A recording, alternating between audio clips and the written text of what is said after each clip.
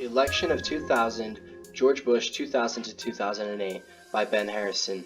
George Bush was born on July 6, 1946. He went to Yale in 1968 and ran for president in 1999.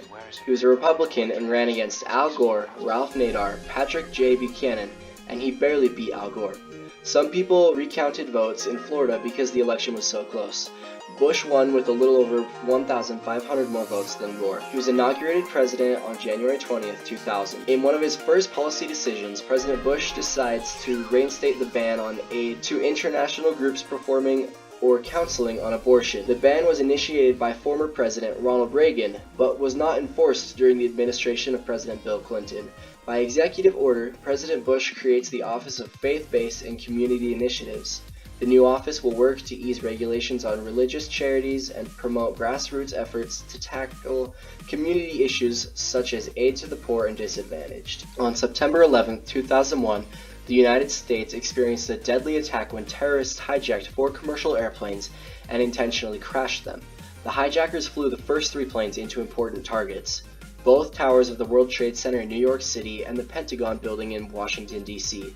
The 4th plane, which some people thought was headed for the White House, crashed in Somerset County, Pennsylvania.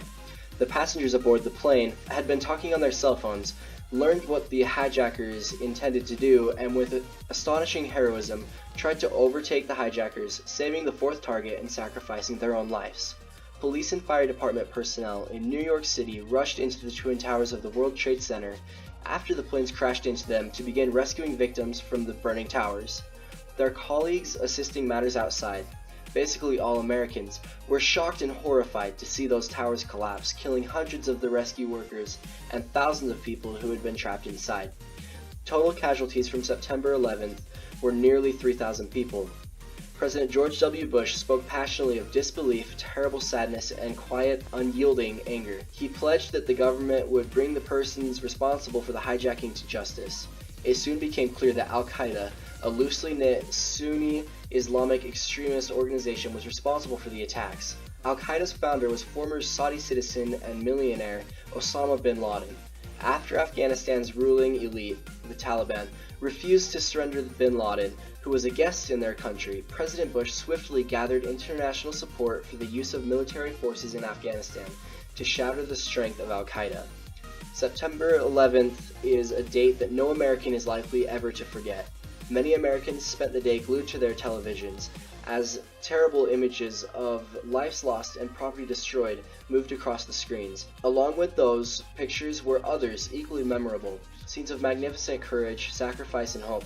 As a defining moment in modern United States history, September 11th, 2001, has justly been compared with December 7th, 1941, the day the Japanese attacked Pearl Harbor.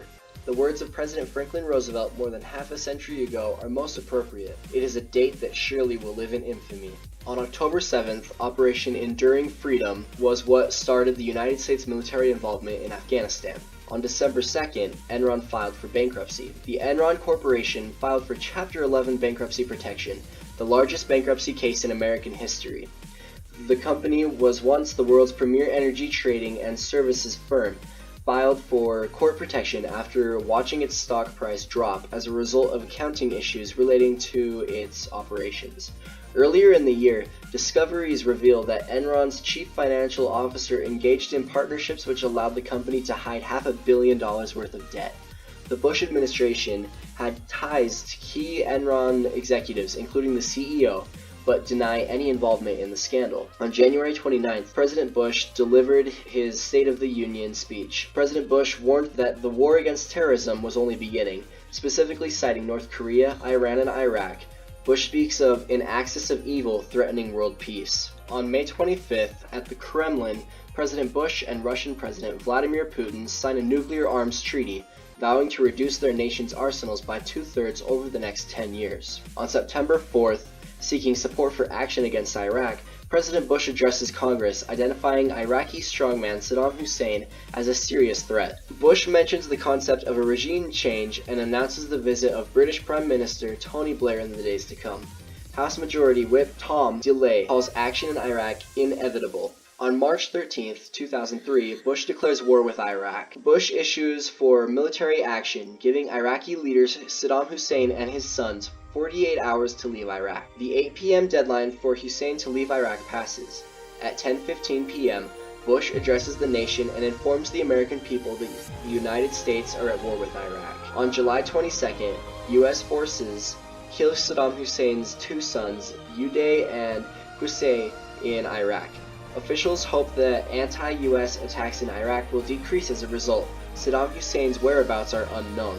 On May 17, 2004, Massachusetts approves same-sex marriage. Massachusetts becomes the first state to offer marriage license to same-sex couples. On June 28, formal occupation of Iraq ends, but still 130,000 troops remain in Iraq. On November 4, 2004, Bush is re-elected. On January 20, 2005, Bush is inaugurated.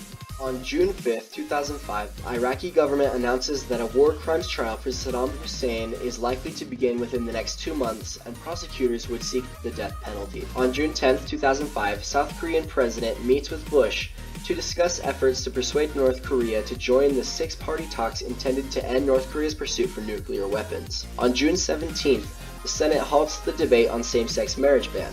The Senate votes 49 to 48 to conclude debate on a constitutional amendment banning same-sex marriages in the United States. On January 21, 2008, U.S. missile strikes in Pakistan kill a top al-Qaeda leader, Abu Laith al-Libi, who trained terror operatives in the region. On October 3rd, President Bush signs a $700 billion bailout plan for failing bank assets, the largest in U.S. history. On December 28, 2008, interest rates set to 0%. Federal Reserve cut the interest rates to an all-time low, down from 1% and then 0.25% earlier in the year as part of a plan to stimulate the economy. On January 20th, 2009, Barack Obama was inaugurated.